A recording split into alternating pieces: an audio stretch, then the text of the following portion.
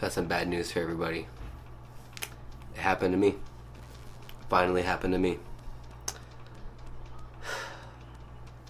I got the Keto Rash.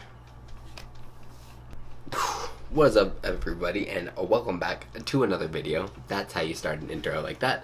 If you watched the last clip, then you know that I'm going to be talking about the Keto Rash. Bad news, I got the Keto Rash. Good news is, it's gone now. It only lasted for about 2 weeks, and as I was looking up trying to figure out how to get rid of it, I noticed that a lot of people, they didn't really have a lot of videos about it, actually, mostly because the causes are kind of unknown and how to cure it is kind of unknown. So there wasn't really a whole lot of information about it, so I just wanted to make a quick video about how I got over mine, what it was like, and the aftermath of it now. So without further ado, let's dive into what it is. Alright, so the Keto Rash is also known as prurigio pigmentosa. Not that you needed to know that, because it's the same exact thing. Basically what it is, it's going to be rashes. You know, it looks just like a rash. You get it in a lot of places that you sweat. I personally got it like on my upper abdomen area and my like lower chest. I got some on my like shoulders right here, as well as like in the center of my back. You can't see what I'm pointing at, but it's there, or it was there. It kind of just looked like just a red skin, very rashy, and there was a couple like pimples on my shoulders as well as on my chest. Sorry if that's TMI, but that's just what it was. It did itch a little bit, and it tends to flare up more in the afternoons after you've been doing all of your normal activities, as well as sometimes when you go to the gym, because it pops up in places that sweat more often than not. Which leads into the causes. Nobody really knows what causes it. There's a lot of theories as to the causes. It's nicknamed the Keto Rash because a lot of the times it pops up when you have switched over to a lower carb diet. So it's kind of somehow correlated with that. Some of the biggest theories that sounded the most reasonable to me, not based off of any scientific facts, just what makes sense, is that your fat tends to carry a lot of like heavy metals in it. And so when you switch over into a ketogenic state, your body will start burning those fats, which is going to release an excess amount of heavy metals, which can have an adverse effect on your skin, causing it to break out in a rash. So that's one theory, which makes sense, because as you're sweating more and you're burning through those fats, especially if you're doing like fasted cardio, you're going to be burning through those fats more, and it's going to be producing those heavy metals on your skin. And then also acetone secretion. So acetone is one of those ketones that's produced from your body, and if you use nail polish remover, then you know that acetone is something that's used to remove nail polish remover. So when you're sweating it out and it's getting on your skin, it's likely to cause rashiness. The third reason is that you might have a nutrient deficiency. This one, this is the only one that I was kind of like, meh, but it's possible.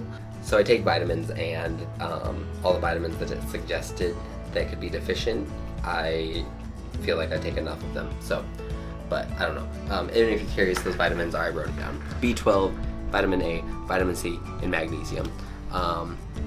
So as like a quick cure, you could probably just take some magnesium and see if that helps. And if it doesn't, then you can just knock that one off the books. So now when it comes to cures, which is probably why you're watching this video, you can Google it and you can look up other YouTube videos, and people will tell you what worked for them. And that's what I'm going to do also. I will tell you though that I took the cheapest route first, because I don't want to spend the money on curing something that can just be cured with time. First, I do want to say though, one of the most common things I saw on a lot of the more medical websites just said to eat more carbs. If you're doing a ketogenic cut or you're trying to live a ketogenic lifestyle, obviously that's not going to be an option, because you're trying to stay under that certain net carbs or your total carbs. So do not eat more carbs. The option that I did was just timed. I just waited it out.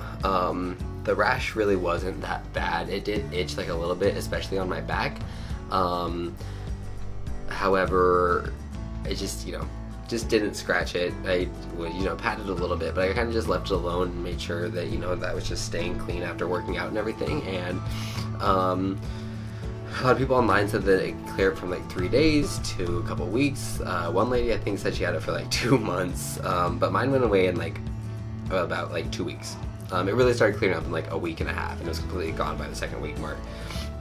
So that's all I did really, is I just did that, made sure that I just stuck to my guns, didn't eat more carbs, kept a high fat diet, and just pretty much kept everything the same, man. Some of the other options were to get like bile salts or do like skincare stuff with like tea tree oils. That might be some relief, or take like a bath, like an Epsom salt bath. And then as for some of the nutrients that you can take, or some of the nutrition that you can take, was going to be methylfolate, a super enzyme, or dandelion root. I saw 3 different people that all said that, one of those things is exactly what cured them of it. So, those are always options that you can look at. Like I said, they all obviously cost money. So if you are willing and you're not super itchy, then time is probably going to be your best option, because time is, it doesn't cost you anything except for a little bit of itching. So that's what I did. Okay, so the final thing that we're going to talk about is going to be the prevention. It's a little bit hard to nail down an exact preventative measure to take so that you don't get the keto rash, just because nobody really knows what the causes of it are. So when you don't know what the causes are, it makes it a little bit more difficult to find out how to prevent it. But the most common way that people have found is to slowly lower your carb intake. So instead of going from I think I was already eating pretty low carbs, like 100 grams or something like that, and I just shot straight down to eating about the 20-30. So 20-30 total carbs. So for some people this might not seem like a huge jump, but that's 70 grams less of carbs, and maybe my body didn't like that. I don't know, but all I know is I broke out in the keto rash, and that's the most common thing that I saw was just to slowly lower your carb intake instead of doing that. So if you're planning on doing like a keto cut, maybe that week before, slowly start tapering off of carbs and replacing it with either proteins or fats.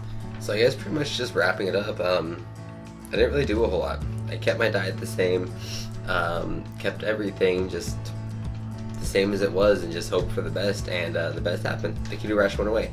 I did not eat more carbs. I didn't add any things to my diet. I didn't cut anything out because of allergies. I just kept everything the same, and that worked for me, and I don't have any like scarring or any leftover itchy anything. So